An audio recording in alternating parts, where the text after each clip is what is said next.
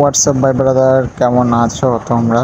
I hope আল্লাহর রহমতে অনেক ভালো আছো। আজকে ভিডিও থাম্বনেলে যেভাবে ফটোগুলো এডিট করে দেখাইছি সেম টু সেম যদি সম্পূর্ণ ভিডিওটি দেখুন আপনিও এই ধরনের ফটোগুলো জেনারেট করতে পারবেন। লেট গেট স্টার্টেড মাই টুডেস ভিডিও।